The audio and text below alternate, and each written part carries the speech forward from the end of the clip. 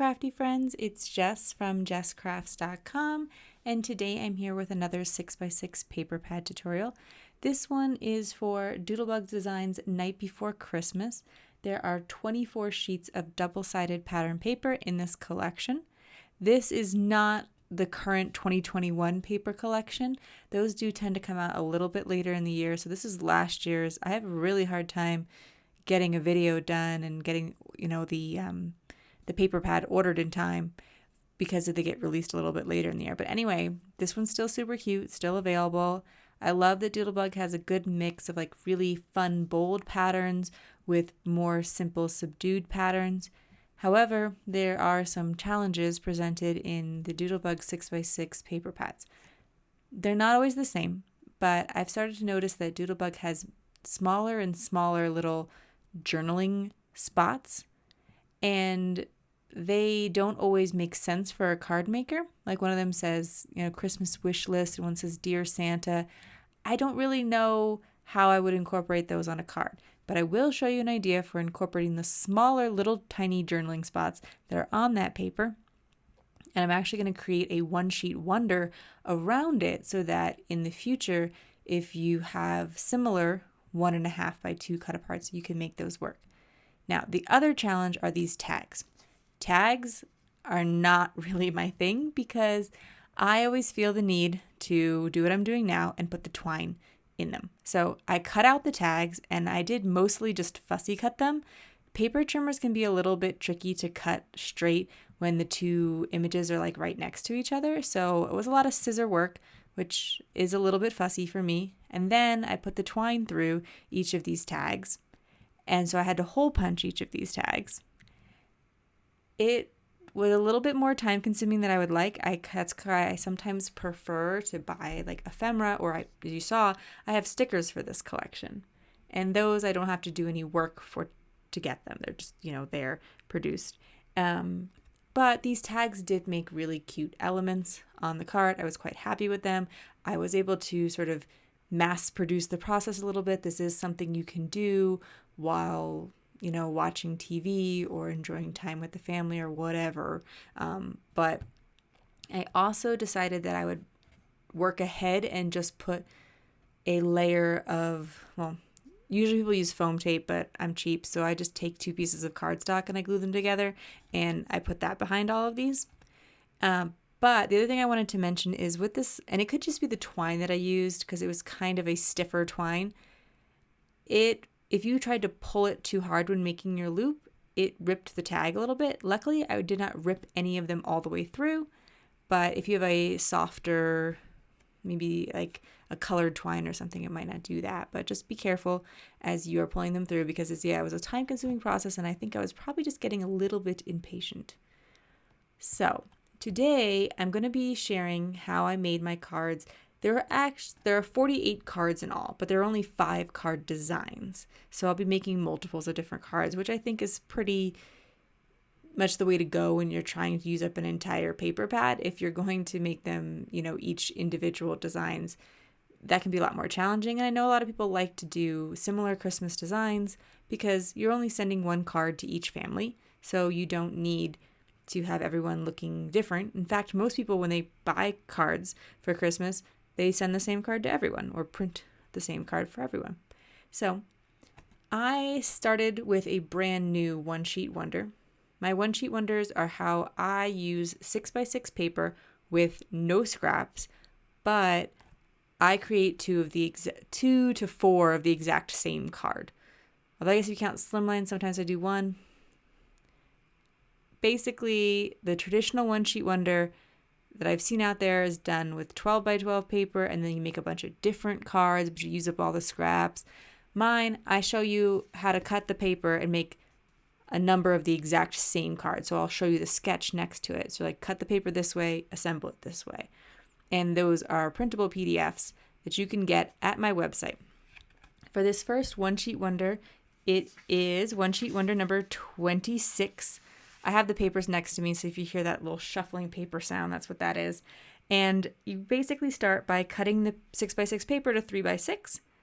Then you cut that 3x6 piece to 5 1/4, and you're left with that teeny tiny strip. and you have a big old panel. This is a great way to feature a pattern that you really, really love and you want to show a lot of it on your card. But it also gives you this little tiny room, like this little strip that is perfect for a sentiment or to ground your colored image or whatever you want to do with it. I also liked it because in this instance, it allowed me to work with that striped paper. So that paper has these really cute reindeers on the front, but on the back are all these like strips, or like a strip of words and then a strip of images. And I didn't want to completely ignore that paper. So you could use it as the main focal point for your card here. Like it could be this big 3x5¼ piece if you really, really like those striped papers. But I actually just used the tiny bit of it. So I took the, it's about 3/4 of an inch piece of like strip that is left over, and I used that just as that small strip across the card. I decided to mat just the small strip. I'm not matting that larger piece. And I do find that I tend to like when I use colored cardstock underneath something that doesn't have a mat, but you can choose how you think it will best work out. But that one I liked because it's very simple for quick mass producing, but it has a great place to add an image or some embellishments if you like them. I did want to mix it up a bit. I have a tendency to make A2 size cards as my go-to, and especially when I'm making a lot of cards, I'll wind up making a bunch of A2. But I wanted to switch it up, so I'm going to be working with one of my Slimline templates. These are still from 6x6 paper. This is Slimline template number 2. Again, there will be a blog post where all of this is linked. You can download these PDFs for your personal use, and there's also videos for each one of these templates, or there will be for my newer ones, so that if you ever wanted more detail on just one template. But with my Slimlines, often you're just going to get one card. I make all of my card bases. I made a little video showing how I make my A2 size card bases, but they're all kind of the same. Basically, I take some really thick, heavy cardstock, and it's always linked in the video description, the one that I like, and I cut it to double the card front. So this Slimline card is 8.5 by 3.5. So the paper that I start with is 8.5 by 7, and then I score it in half, which means running that bone folder along it, or you fold it in half. And then I have my card base. And I do the same thing with my A2s. And the A2s I love because there's no scraps left over. You take an 8.5 by 11 piece of paper, cut it in half, take each of those halves, fold it in half. For Slimline cards with 6x6 paper, the challenge becomes if you want it to look like you have one long continuous piece of paper, you're going to create a seam. And so that's what I do here. I take a 3x6 piece and a 3x2 piece, and it makes it look like I have this really long, beautiful 3x8 piece, but I'm not going to buy special Slimline paper, although those 6x8 collections will work out well for this. You can definitely do that. But if you want to, use your 6x6, but also make some of these more trendy Slimline cards, cutting that, I have a couple of ways that I show you that you can cover like that whole big background, but with chunks of 6x6 pattern paper. And so it leaves a 3x4, which is a really nice size focal point. And here I'm trying to decide how I want to like match things up with my tags. I like to have all of my tags prepared, or like I like to have, if I have die cuts, stickers, etc., it's nice to have access to them all. And that's why I prepared all of my tags at one time, because I wanted to be able to hold them up to the paper and see which ones I thought would work well. I was a little bit concerned at first, being that I was going to make, I think it's like 36 tags. I was like, well, maybe I don't even need these stickers. Maybe I'm not even going to use that many of these stickers because I can use these tags as embellishments. And then I wanted to figure out how to use those journaling spots. So like I would have most of my cards embellished with those. But these tags are pretty small. So I wound up wanting to add stickers to them often. I'm going to I slowed down this video a little bit to kind of try to share some more of my design thought process. I love a good paper like that, where that was like a green gingham paper, and it allows you to really make a nice scene with stickers without having to worry about patterns clashing too much. So I always, if I know I'm going to have a big focal point image, try to choose the more tone on tone or simpler pattern, and then I use the big bold pattern for the background. Okay, here are those journaling spots. And I have the 1.5 by 2 inch journaling spots. And then there are the 1.5 by 4 inch strips that are also journaling spots, but I'm going to turn them over and I'm going to use their plaid side. So I have those two pieces, and I wanted to figure out, could I design a one sheet wonder that used them, even though it's a little bit funny because technically you're going to use one sheet of paper to cut all those journaling spots off, because you know that's how they are arranged in the paper pad. And then you use another sheet of paper to cut the rest. But it still works as a one sheet wonder, because if you don't have the journaling spots, you can still create this with any old sheet of paper that's out there. So it's a little bit weird when you see it listed as a one sheet wonder, because you know I cut it from 2 different pieces of paper, but I think that the template and all that will still give you an idea of what I'm doing here. So when you go to my website and see the templates, they're telling you all the mat sizes, they're telling you all the sizes of the paper. You do not need to pay attention to what size I say that I'm cutting things. And you'll get that all there, but usually they're 1/4 inch mats. When I'm making a mat, that's just kind of my go-to size, but sometimes they need to be smaller to accommodate a design. In terms of choosing the mat color though, I decided to go with all white card bases this time. I do like craft at Christmas, but this particular paper pad is very bright and has a lot of white, so that's why I went with the white card bases. And then I knew that some of these cut aparts were going to look better with red paper and some with green. I did a lot of red card mats I did a lot of red mats, which are like the pieces of paper that I'm layering these on top of, because there's a lot of red in the collection and it very often matched well. But like when there's like pink, for instance, if the whole background is pink or the edges of the paper are pink, it doesn't tend to look as good with red. And so that's a great time to pull in your green as a little tip for like when to choose green, when to choose red in your Christmas crafting. It's going to be a little bit dependent on what is the outside color.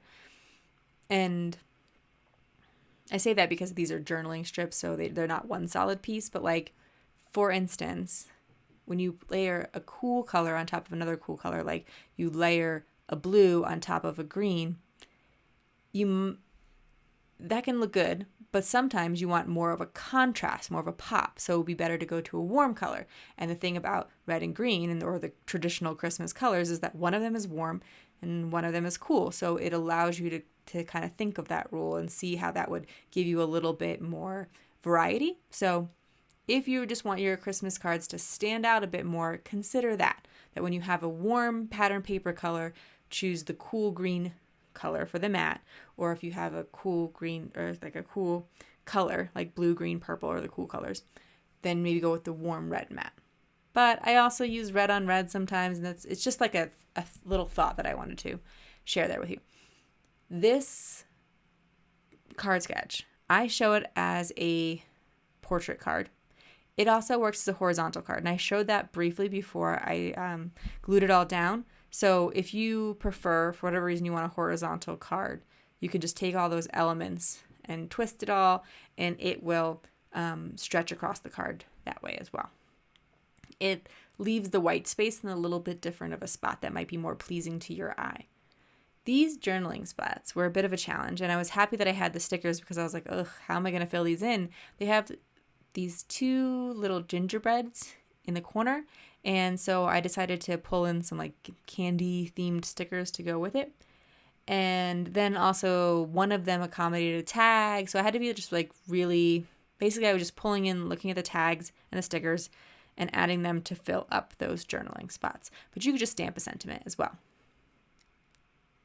The paper that I was dreading was this Advent paper. On one side, it has a nice pretty plaid with lots and lots of colors in it. And then on the other side, it has these Advent numbers, which are really cute, but if you're not using them for an Advent thing, you just have like a present with a 17 on it. And I don't know, it just looks kind of weird to me as a card element. So I knew I wanted to do something different with it. And therefore I decided I'm only going to use the plaid side. And because, well, I didn't want to make a bunch of mats. Like there's this card making process can be really long, and to use up a whole paper pad. So sometimes cutting out all those mats can be a lot of work, and then gluing down all the little elements. So I went into my one sheet wonders because I keep them all in a binder, and I picked out one that didn't require a lot of matting, but it makes a lot of cards. So I don't know if this was the right call, but that's where my head was at. But I thought this was going to be easier and faster because there was no mats. But then each piece of paper makes 4 cards. However, I'm mixing up the patterns. So I'm cutting out 4 pieces of paper, and they each make 4 cards. So I have 16 of this one. In the blog post, I will tell you how many I made of each design. Sorry if I've forgotten to say that throughout the video, but that information's there. Anyway, I flipped it over. I use the plaid. I mix it with this stripe or this gingerbread because the other pattern paper has gingerbreads on one side and stripes on the other. And the striped, I was like hoping that would be an opportunity for me to make cards that were more like in the happy holidays realm than the Christmas realm, because as many of you know, I donate a lot of my cards, and it's helpful to organizations to have more like diverse sayings on the cards than just Merry Christmas, because if they don't know what the person celebrates, etc. Anyway, I'm looking through the tags, and there are like no happy holiday, more general things. Like they're all very Christmassy. So I probably should have thought ahead to that, but I was like, oh, surely I'll just take all the non-Christmas tags and put them on here. But there's like 2 that say happy holidays, and the rest are very Christmassy. But I did incorporate the rest of the gingerbread themed tags in with this paper. So when I use, right now I'm showing you the striped as an example, but when I use the gingerbread side, I pulled in the gingerbread tags just to keep everything like all cutesy and coordinated. Next up is my 5th and final design. This is Slimline One Sheet Wonder number 5, and I did just release this video. So this is a fairly new design as well, so you may not have seen it yet. I did it with some really cute Hello Bluebird stamps. But it allows you to make 2 slimline cards with 1 sheet of 6x6 paper. And it has this really fun stripe design. It also has 2 sketches, so you can make a portrait or landscape card depending on what you like, and the layout is a little bit different. I technically, like, both of them could be portrait or landscape. I just show you that you could either put this 3x3 square in the center of all the strips, or you can put it at the end of all the strips, and then you can make it horizontal or landscape, horizontal or vertical. I keep switching those 2 up, the 2 sets of words. Anyway, they both work both ways, but I just wanted to show you that the one set of cutting can lead to a couple of different looks depending on what you're going for.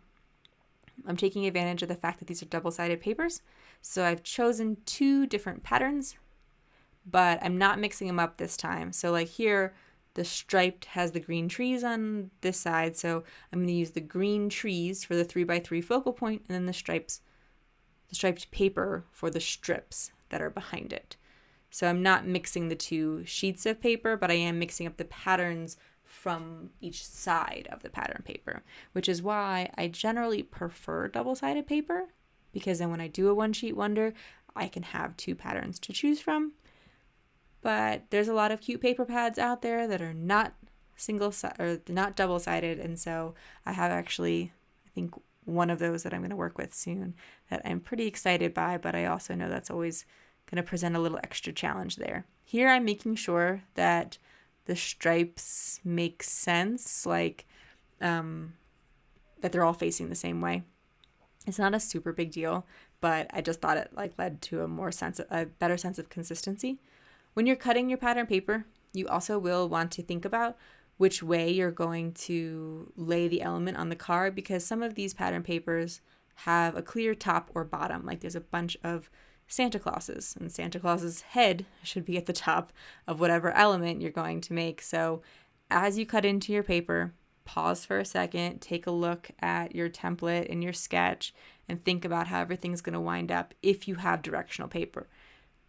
If you have something like that stripe there, that red and white candy cane stripe paper that I'm using for the square, those ones are so fun because you can just do whatever and you don't have to think about it, but then they're a little less interesting. So I like when you get the ones that have like a really cute image, but they're all facing all kinds of crazy ways. My ATG tape runner ran out of adhesive there.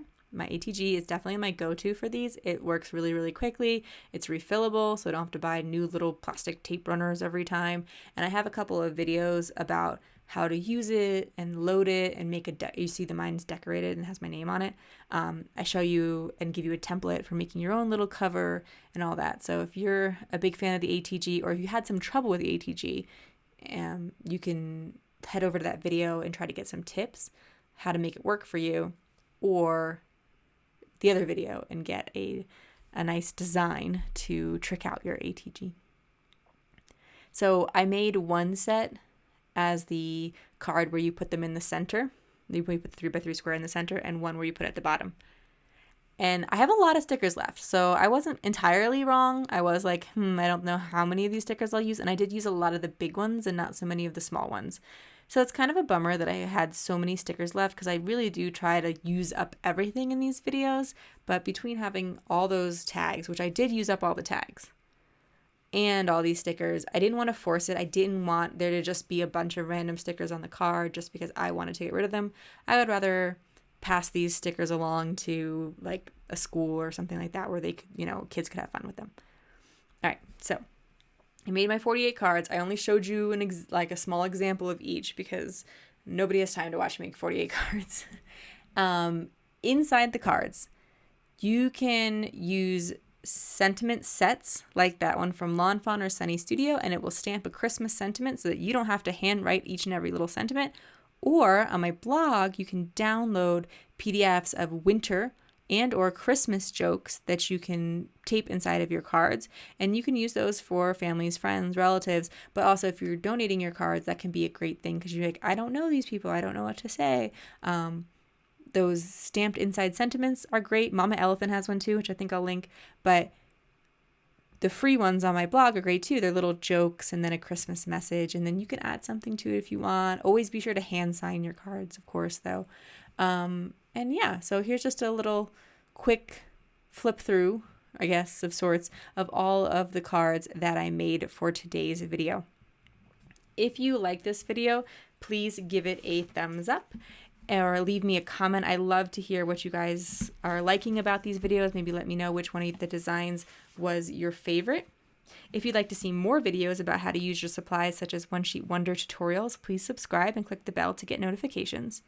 I will link all the products I can in the video description and link you to my website where you can download any of the templates or get more information about card donations or jokes. For even more inspiration, come find me on Instagram or check out these 2 videos here at the end.